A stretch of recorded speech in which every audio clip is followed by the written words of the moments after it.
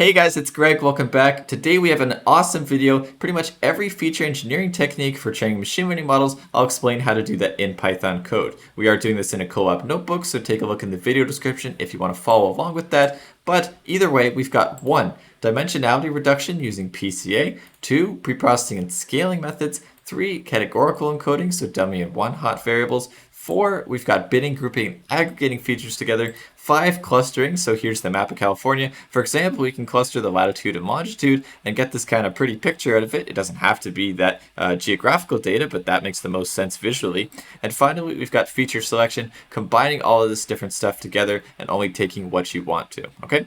If you only want to learn one or a particular subset of these ideas, I do have marked in the chapters down below on all of these different topics, so just go and learn what it is that you want to learn, or if you want to follow everything along with me, I've got it here at the start with initial setup. But before you go off and do your own thing with this video, I want to point out that we are using the California housing dataset that is in the link in the description down below. So that's the particular Kaggle dataset. Whether you're doing it like this or you click that link and download it, it's the same dataset. But the point is we're not using this one that is in sample data, California housing over here. We actually have to download it straight from Kaggle like this, okay? So with that being said, I put a lot of effort into this video to code everything up and explain it. So if you don't mind dropping a like in this video, I'd really appreciate it. I know this is going to help a lot of different people, and that would be great if you could support me and others that way, because we're all learning together. And if you're not subscribed to the channel, this is a really good time to do that. But with that being said, let's get started with our initial setup. So firstly, we have to grab that California housing dataset. There's 2 ways to do it. You go to the video description, click that link,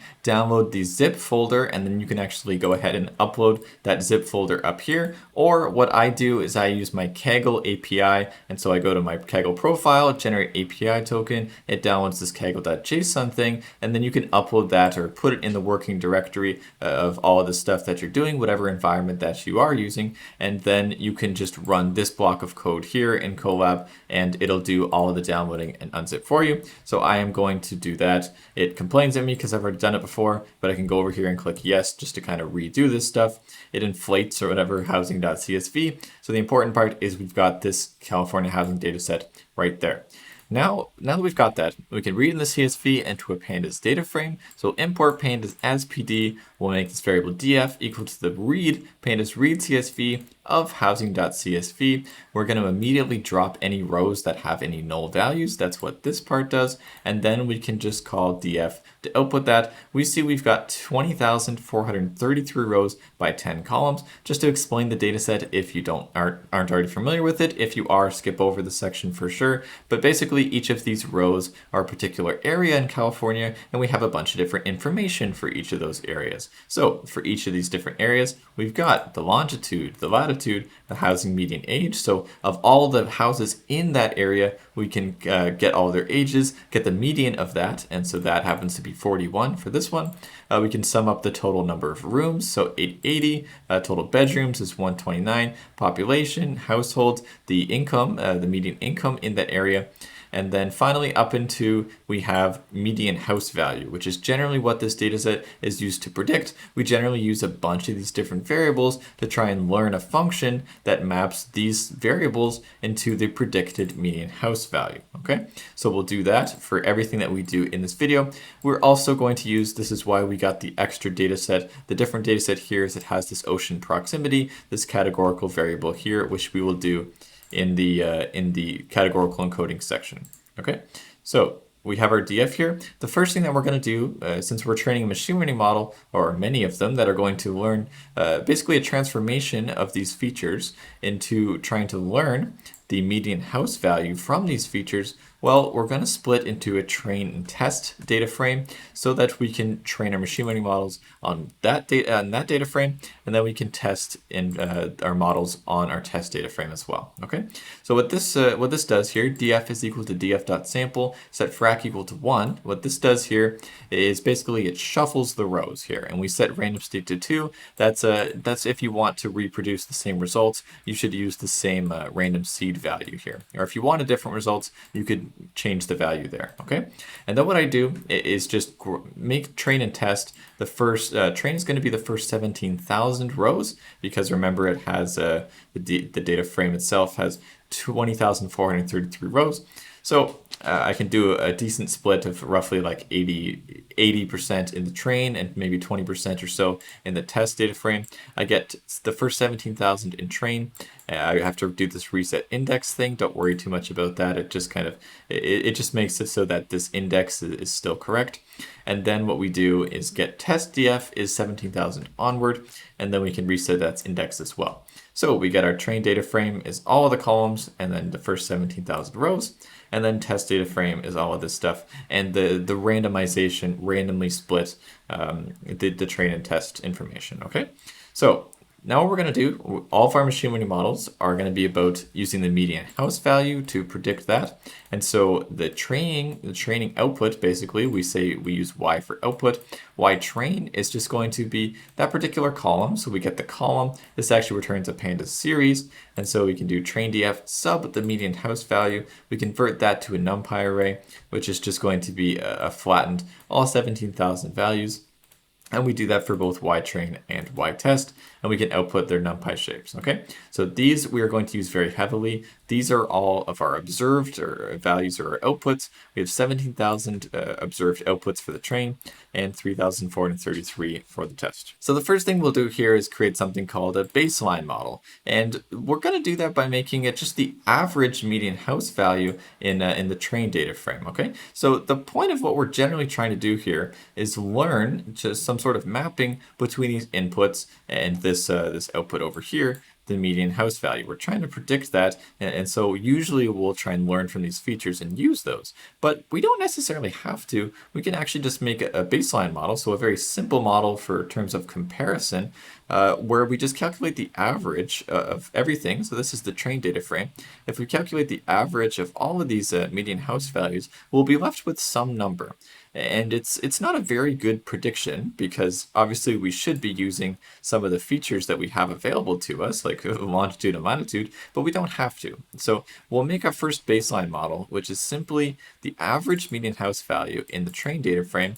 And for all of our models, we're going to be evaluating them based off of the error metric, the mean absolute error. And we'll import that from Scikit-Learn or Scikit-Learn.metrics. Okay, so we get the average median house value in train by, this is a pandas series, so we take the train data frame sub median house value, and that has a pandas series have an object called, or a function called mean, and so we can call that to get some value here. And then we can get the test predictions, which is just all of our predictions for the test set, and that's what we're always trying to do here when we train models off of the train data frame. That's what we did by taking the average. And then we compare our prediction one by one to all of these different actual test values, okay? So for the first prediction, we are trying to guess this. That was our best possible, but what we instead predicted is whatever this average actually is. And just to show what this average is very quickly, we can do that with this. So every time we're predicting simply 207,189 as the house value. And we can see that's wrong in many places. It's actually pretty close to this value, but it's far off the majority for sure. But what we do is we make the list. We just get the list of that average value, and then we multiply that by the length of the test data frame, so that we're going to have, and we know that it's, sorry about that, we know that it's going to have 3,433 predictions. And so it's really just the average value 3,433 times. And so that'll be our predictions for everything. We get the mean absolute error of those test predictions right there and y-test. So we're comparing one by one the difference between the baseline model, which is just one value over and over again, versus the actual y-test, which is again just these values here in the test data frame. And we come up with some number, which as we can see is not defined. Clearly I'm not running this stuff as much as I have to. Run that, and we get 90,952. It means on average, we're off by the absolute value of $90,000, which is not terrible. I mean, it's definitely not a very good model, but we want to do a lot of different methods to improve upon that. We're going to start with dimensionality reduction in PCA.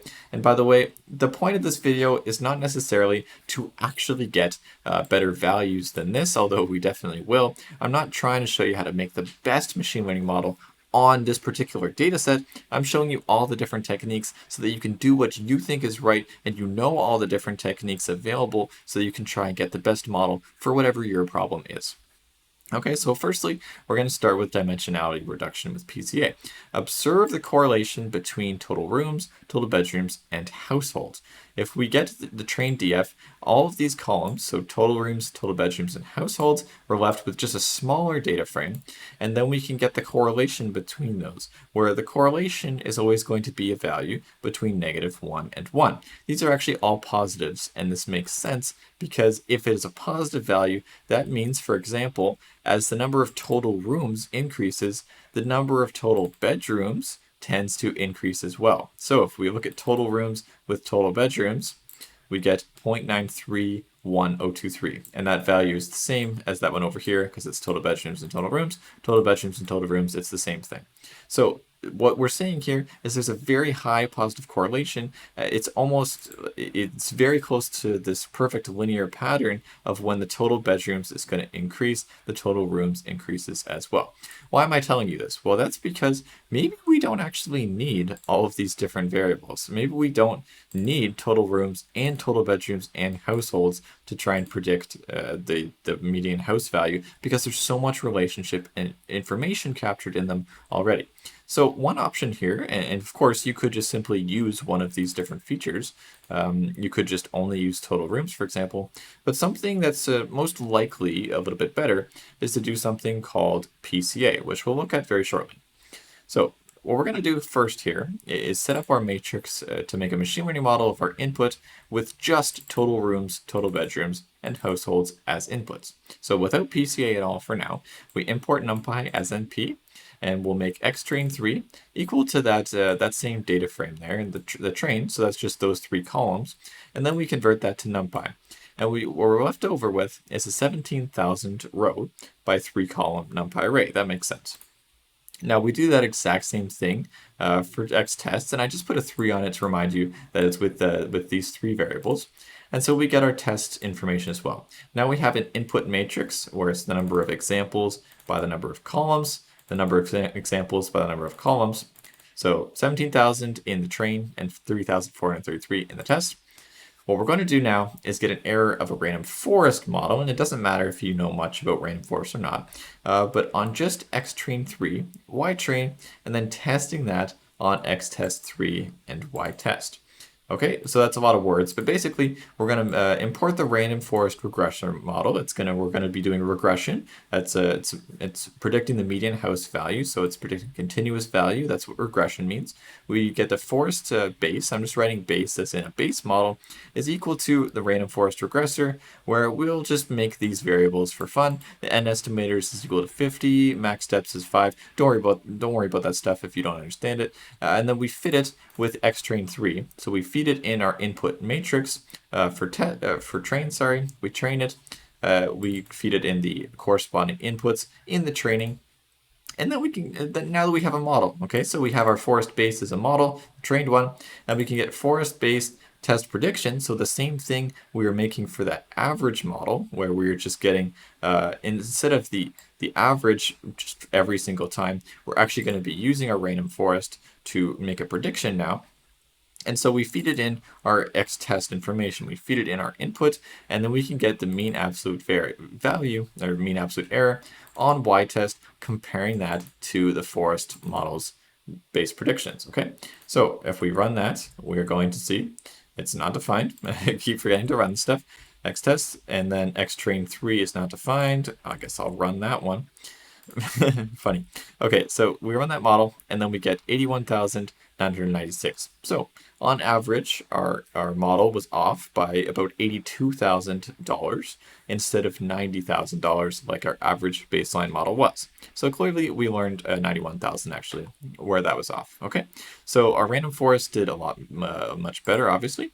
But now let's actually do a PCA and see if this helps for this. Remember, for this particular data set and this particular model that we happen to use, does it help? Well, we can train PCA, which is just a linear dimensionality reduction technique. You can also do something called autoencoders and some other weird ones if you want to look at them. So PCA is a linear dimensionality reduction technique from sklearn.decomposition. We'll import PCA and we'll train a PCA where we set its number of components equal to 2. So that means whatever you feed me in here, I'm feeding you in 3 different columns. That's why I call it xtrain3 here. And we're getting back just 2 columns, which is supposedly just better information, more concise information into 2 columns. Then we don't need these 3 columns. We can just get it in 2 better ones. So we can use PCA to transform xtrain3 and xtest3 into xtrain PCA and xtest PCA. And so as we see, if we call the PCA.transform on those inputs, we will be left over with not 17,000 by 3, but 17,002 and 3,433 by 2 instead. Let's see if that does any better. This random forest is doing the exact same thing as before. We'll get a random forest and then we'll fit it with xtrain PCA instead on the PCA data, feed it in that wide train. Forest PCA test predictions is equal to forest PCA dot predict. We feed it in that xtest PCA, and back we happen to have, and I always forget what I'm actually running here, but we get the mean absolute error on this model is 79 something, okay? So the other one was 82 for this particular model, and maybe it would change things if we change this value or this to a linear regression or whatever, but the PCA did happen to help for this model. So that is one particular way of doing feature engineering techniques, is with dimensionality reduction. That's how to do it with PCA in particular. Okay. I quickly added in xtrain3 here to show you what happens if we preprocess or scale it beforehand. From sklearn to preprocessing, we'll import standard scaler, normalizer, and min-max scaler. There's 3 different tools to do that, and we'll also get our graphing library here. If we make a scalar equal to, for example, the standard scaler, and we fit that with xtrain3, we feed it in this. We'll get xtrain3 scaled by transforming, using that scalar to transform xtrain3. We transform this thing, and then we get this thing out called xtrain3 scaled. And it looks exactly the same, except it's just the values look different. And in particular, we see 2 things. Well, one, they can be negative now, and that's just, that happens to happen from standard scalar. These ones might not do that. But in general, they are all, every single value here is pretty much on a closer range to each other. And what I mean by that is these are all in the thousands as we see, and these are all in the hundreds as we see. That is a big problem for many machine learning models, not all of them. Some Scikit-Learn stuff might not even care, but any deep learning algorithm is going to really care that these values are just so much bigger than these ones. And that's because, if we change from 2,700 to 1,200, that's a 1,500 value drop. That's huge. Compared to 574 versus 214, we only dropped this by 350 or so, 360. So why do we care that this change is so much bigger than that one? Well, that just says that this feature, this column, is more important than this other column. And if we really wanted to do that, maybe we could keep it. But in general, we assume and set up that all features are pretty much equally important. And so to do that, we have to do, for example, the standard scalar thing, where now all these values here are between -3 and 3 or so. These are all between -3 and 3 or so. Why am I saying 3 and it's not like 0.7, -0.7? That's because we are doing what standard scalar is performing a standardization thing, which means we are subtracting, we calculate the mean of this column, and we calculate the standard deviation of this column. We take this value and we subtract it by its mean divided by standard deviation. We take this value, we subtract it by its mean, divided by standard deviation, and we do that for all of the values in that column. We do it for this column where we take this, we calculate the mean for the column, and then we subtract by the standard deviation of the column. We do that for all of those values, and then they will all be roughly in. If we were to graph it, this is just the first column after the transformation. These are between, as we can see, -3 and 3 or so. Almost everything is that. And if we were to do, say, look at the second column actually, there again, they moved a little bit more to the negatives, but most of them are between -3 and 3. Not everything, but most are. And so that makes it a lot easier for these machine learning algorithms to figure out what the heck is going on. It treats these columns equally, basically. Okay, so we can use standard scalar that does this particular transformation. We don't technically need between -3 and 3 or so, but we could do normalizer instead, which for this particular data set, we'll see this is just looking at the first column. This makes the values between 0 and 1. We might get different behavior if our values were allowed to be negative in the first place, because note that all of these are positive. Or we could do a min-max scalar, and I'm not really going to show you the different ones, like all the differences between these. That's what Scikit-Learn is for, and so I have this over here. If you want to read the documentation on why you might want to use one over the other and what exactly they're doing, then you can read about it there, or I might make a future video on that. But the idea is that most values you are going to be standardizing. And if you happen to know that there's already a maximum out there, so for pictures, for example, for picture data, all the values are going to be between 0 and 255. And so your preprocessing could just be divide everything by 255. Note that in that particular example I just said, all of the values are between 0 and 255. They're all already on the same sort of range. Why are we dividing by anything? Why aren't we just happy with the values? In general, neural networks are still, and many machine learning algorithms are still happier with values between 0 and 1 or so, and -3 and 3 or so, or something small like that. It's just easier for a lot of things, okay? So those are our different options.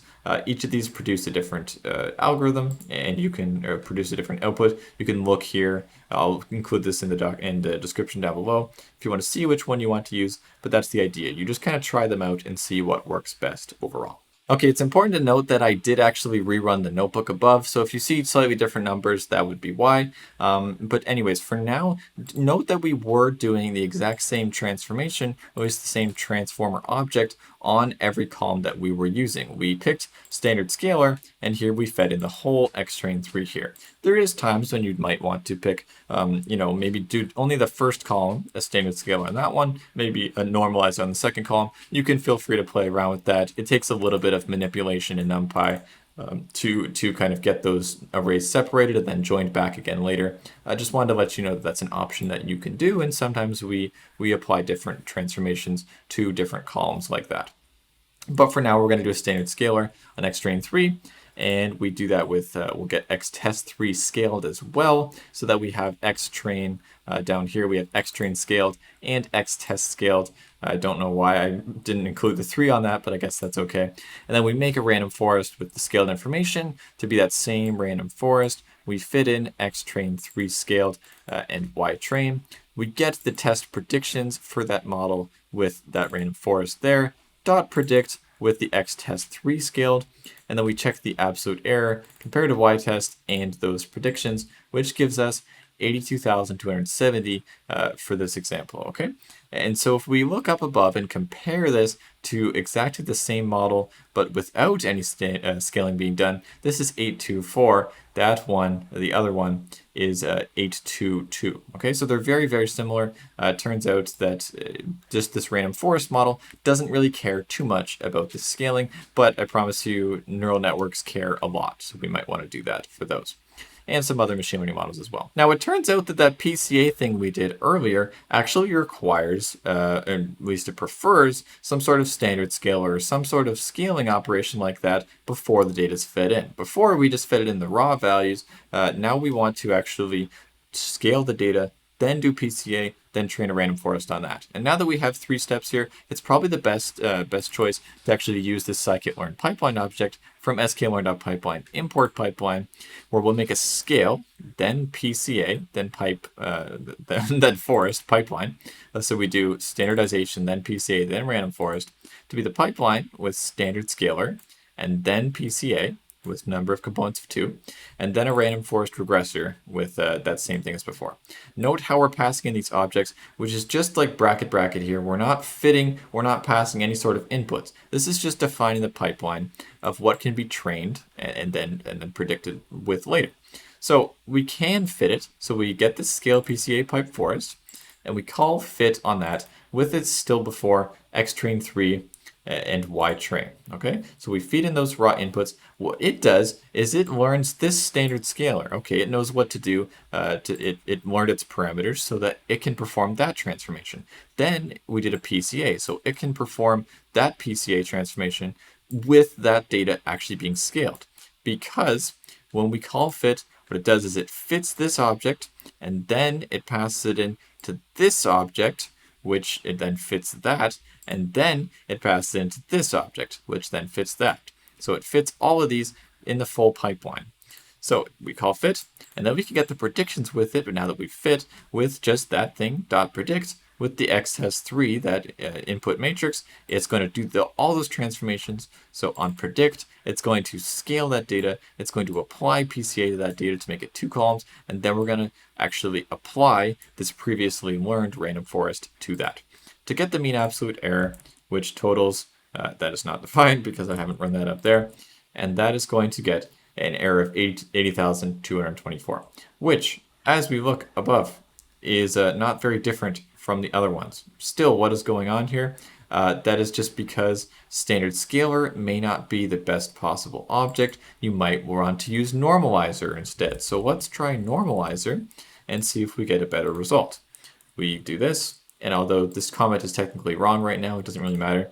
Now we get 77. Okay, that is better than all of the other ones. So it turns out that normalizer happens to be a better transformation to perform on this data. Okay, so I'll just change the comment again to that, normalization, and above to normalization as well. Okay, now we're on to something called categorical encoding, which generally we want to convert this into dummy or one-hot variables. Dummy is for the pandas version, and one-hot is for the NumPy version, although it's doing the same thing. We'll look at that shortly. There is other ways of encoding categorical variables. What this assumes is that each different categorical variable, for example, red, green, and blue, are treated entirely differently.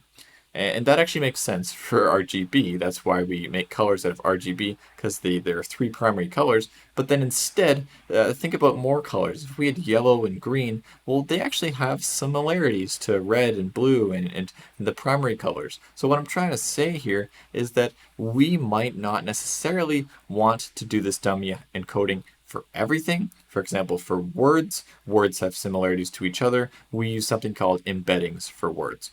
But we're going to use dummy encoding for this because it does make sense. We have low dimensionality, meaning we have what we're looking at is if we get the train data frame sub-ocean proximity, that's that categorical column from way above, and we look at this column, it's just that column there, and then hopefully I can find this again very quickly. Here we have we pd.getDummies on that column, and that returns a data frame. When we get the head of that, that returns this object right here, where it is going to have, since we called that on train.df, it'll be 17,000 rows, and for each of these different columns, it has, it now has one column for each of these different variables that were in that list. So all of those different columns are, we have one for near bay, we have one for island, and all of the different options we have right there. Okay, so why do we want this? Well, now we can say, hey, this row is one of these possible things, and the one that is, it's a near bay. This row is one of these many possible things. The one that it is an inlet. So we call, or inland, whatever. So we call this either dummies because actually I don't know the term, but I think it's a statistical thing, and one hot. When we are to convert this thing to a NumPy array, really this is just one vector here, which is this is one hot. This is hot as in it's the thing that's not cold. This is cold. This is cold. This is cold. This is cold, and this is hot, and so it's one hot because this is a one. Okay, so that's the idea. It's just a way of decoding to this row that this is this type of thing, and this row is this type of thing, and this row is this type of thing. Now, importantly, how many different values do we have for each of these different things? Well, firstly, before we look at this code, if you observe the frequency of categories, we can look at the value counts of train.df sub-ocean proximity. That's just that categorical variable of above. We look at the value counts, which shows how many, this total value should be the number of rows that we have in the data frame. And so we have 7,522 of this one, which is an hour of less than the ocean, or like an hour's drive to the ocean or something like that. We have 5,408 inlands. We have 2,172 near oceans, 1,895 near bays, and we only have 3 islands. So what we're actually going to do here, after we just do a simple concatenate to append these new columns to our train data frame. So we train df, pd.concat, train df, train dummies across the column axis. Axis is 1. We combine all of those to get basically just the dummies, or one hot, from this variable here. So we append that, and then since we don't have many islands here, we're going to drop island, train df.drop island in place is true, meaning we don't have to do train df is equal to that thing if we do in place is true. We do it on axis equals 1, and we train df.head. We output that, and we can see it is all of these columns except we removed island. Okay, so this data frame isn't overly useful as is. We'll change that very shortly. For now, we're just going to do exactly the same thing on the test data set. So look at the test dummies, which is the data frame of that gets the pd.getDummies of the test df sub ocean proximity. Test dummies.head gets that data frame there. And then we append the dummies and drop island on the test data frame. So test dummies is that same thing. I don't know why I would need that. I definitely don't need that. So test df is equal to pd.concat of test df test dummies across axis equals 1. Test.df.drop island in place is true. Axis is 1. Test df.head. I haven't ran a few of these things for a while, so I'm actually just going to go back from the start and start running these operations. And now that we have, now that we've concatenated that, we have those columns on the train and test data frames. So we can get this, we're just going to try and make a machine learning model based off of only those columns. Of course, in the end, we will use some other columns as well, but for now, we're just going to make a model that only looks at these different categories and see how that does. So we get xtrain dummies, which is just that train df dot to numpy. This part's a little bit weird. So we get all rows, and then we want -4 up until the end. Well, if we count back here, we get -1, -2, -3, -4. We get this column, so it starts at -4, that column, and then we want to go to the end. So we say all rows, which is all of this information, but then only columns we want is just this chunk here. So it's just this chunk here, except this is the head, so it's all that information. And so if we were to look at the shape of this thing, it is 17,000 by 4. So we did that for the training information. We can do that for the test. And so we do test df dot to numpy all the rows, -4 up till the end, and that's the test dummies dot shape. We will make a linear regression model just for fun. We don't have to do that, but I'm choosing to do a linear regression on the xtrain dummies and ytrain. We make that our linear dummy model. We get the linear dummy test predictions, which is that model predict with the x test dummies.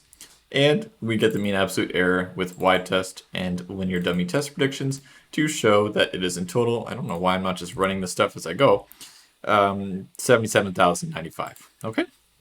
So that's actually a pretty good model. Like that's actually a really good model that only uses the one-hot encoding or dummy encoding of these variables. Okay, so it just used the ocean proximity in its fullest capacity to return a pretty good model. Next up is something called binning, and I'm going to use other terms for it like grouping and aggregating, really just referring to the same thing, which is if we were to look at train df sub housing median age, for example, not the median value, this is one of our inputs, we range from about 3 to like 55 years or so. Okay, so why is this important? Well, there's no reason that we have to use this column as it is, as just its values, or even just scaling of it. What we can do is maybe sort of move things into bins. And so if I was to draw a line right down the middle, which is say 30 or so. Okay, so if I draw a line here, what I can do is basically shove everything in here into one big bin and say that it's less than 30, or it's bigger than 30, or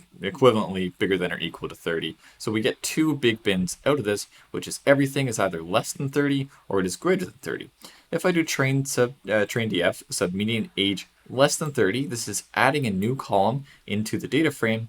We make that equal to train df sub housing median age is less than 30, so it applies that operation to every single row in there, and then it returns a Boolean. Okay, so what this thing is here is a pandas series of Booleans, where it's either this first one is happens to be less than 30, the second one happens to be less than 30, third one is bigger than 30. Okay, so we get this Boolean series out of it, and then we convert that into an int, and so that'll make the falses 0 and the trues will be 1. And then train df dot head after that, we now included this column here. So we basically just binned. There's no reason we could have just made this a binary variable. We could have, of course, made this multiple variables, like say between 0 and 15, 15 and 30, and 30 and so on. Then we'd have to do that one hot encoding thing again. That's the main idea, though. It's basically we just kind of group these things into different bins and treat them as different ideas. Now, housing median age is bigger than 30 is kind of something I made up, but pretend for now that this actually makes sense. That some realtor went over, some really famous realtor said something stupid like anything older than 30 is just completely useless. Like, it's just so much worse. And so that would actually have a strong effect. And so this is something reasonable to do to give the 0 versus the 1 value very different feelings. And it's not just about this gradual increase. It's more about the fact that it's all either less than 30 or it's all bigger than 30. That's why we're doing this. It's probably not going to work super well, but it would better for other examples, but that's the idea. So again, we could, of course, combine this with other features, but for now, we're going to make a model just out of that variable and see how that does. We'll get the X train with just median age. That should be really median age less than 30, but that's fine.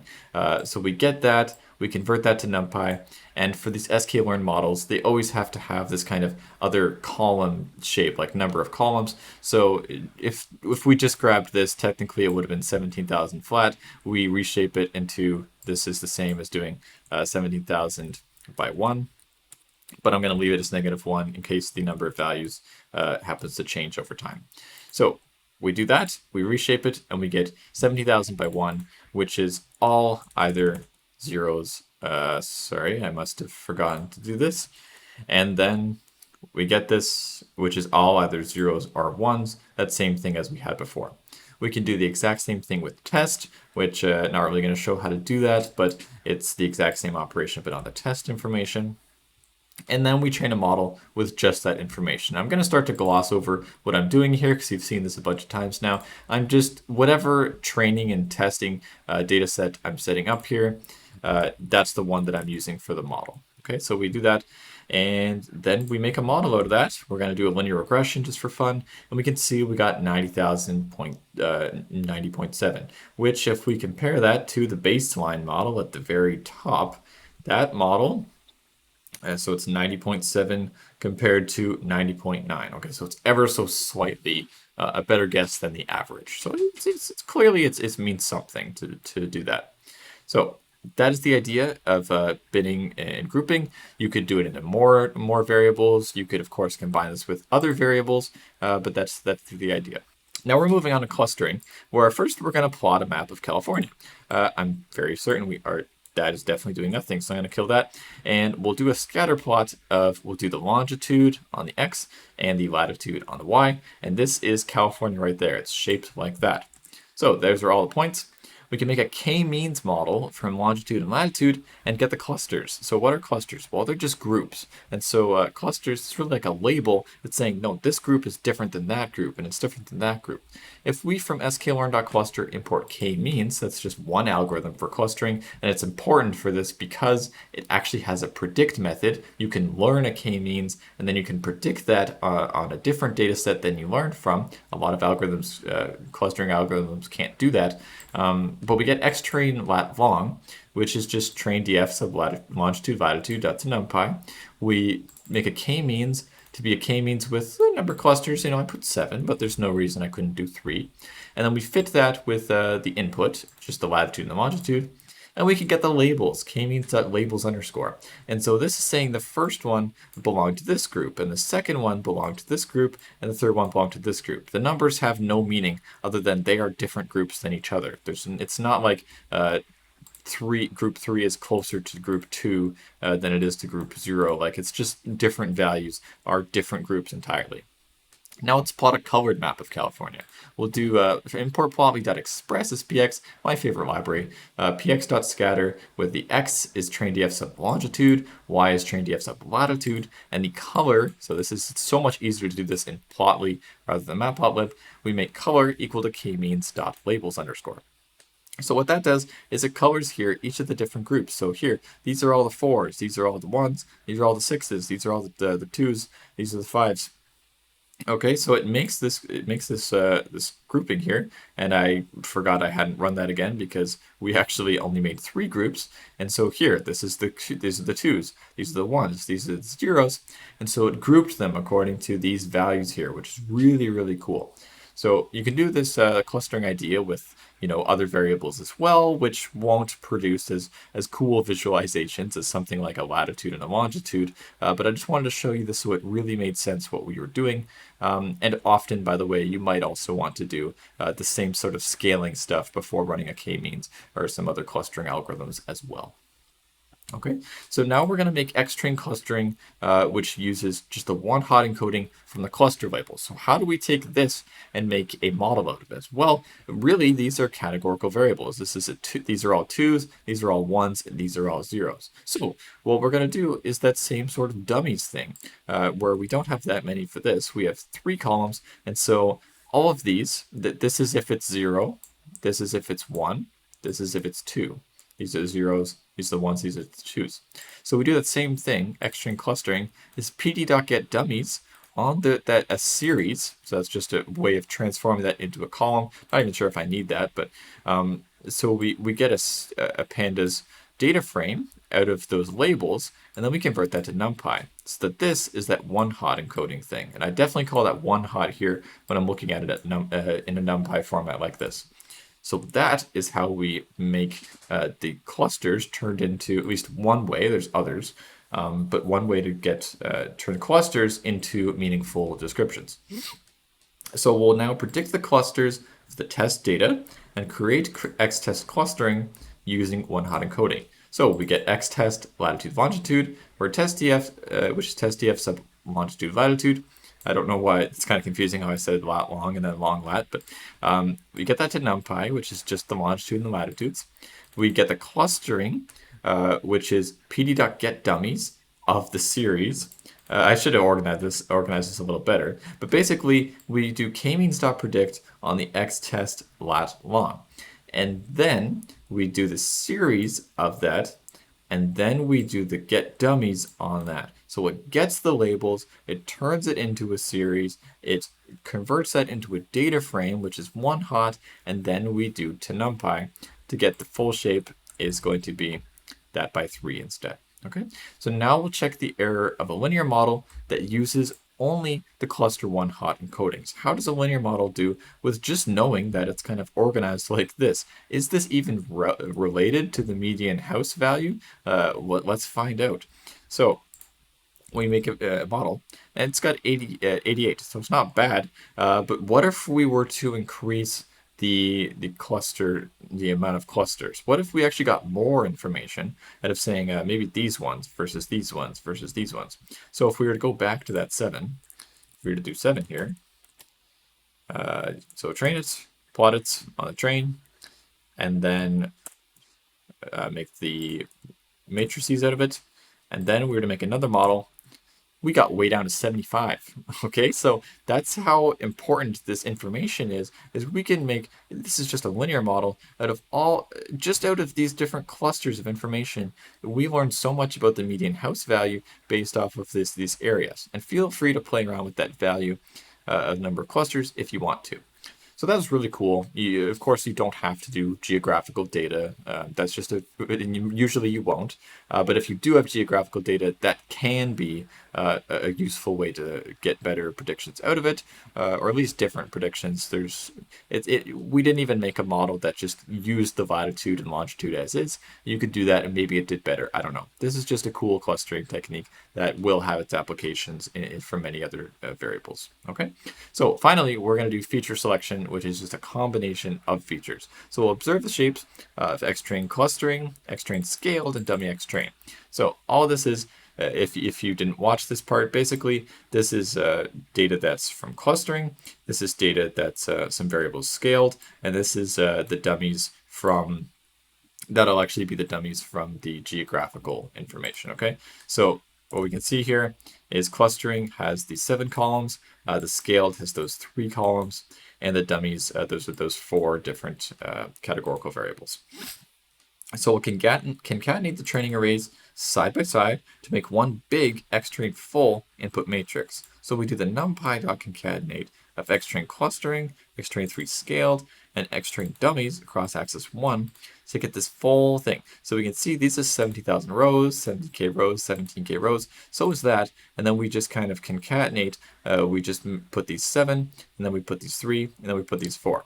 So you can see that the shape is like this. So this is a first column, second column, third column, up until the first 7 are this, and the next 3 are this, and the last 4 are these ones here. Okay, so that is our full information here. This is just one way. Why am I doing this? Well, this is just one way that we can combine multiple features and to make a model. Okay, we could of course drop one of these columns, add a different one. I just picked some random stuff because that's what feature selection or combining features is about. Just play around with stuff, figure out what works well, and only use what you need to use. Okay. So we get our full matrix there. I'm going to make sure, yes, that's already run. We can look at the shapes of the testing information. So it's the same thing, but the tests, and then the test as well. This full testing array. We check the error of a random forest that uses the combination of these features. We'll make this random forest. We'll fit it with that train full and compare that to white train. We'll do test predictions where we predict the random forest clustering. That's not the right model, guys. So, okay, you're going to watch me fix this, which is basically making a random forest. We'll call that full. This is going to be full based off of random forest full. And this is going to be full test predictions. And yeah, so it didn't actually matter what the name was, but that was definitely not the right name. And in total here, we get a model that seems to be at 67K. Okay, so that is easily better than anything we looked at so far.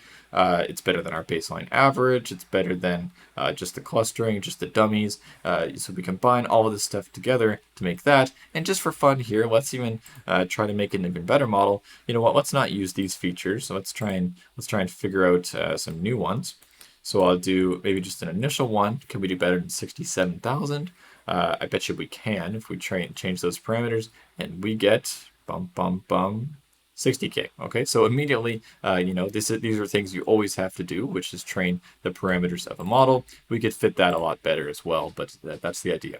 So if you aren't subscribed, I think you probably figured out right now that that's a good idea. Drop a like if you did get value from this. I'd really appreciate it. And yeah, let me know what you want to see in the future. I hope this one was a good one because a lot of people are asking for it. And so I put in a lot of work to make sure that I got that out. And I look forward to uploading this. I'm really happy for you to see it. I hope it does well. And yeah, I'll see you later, guys.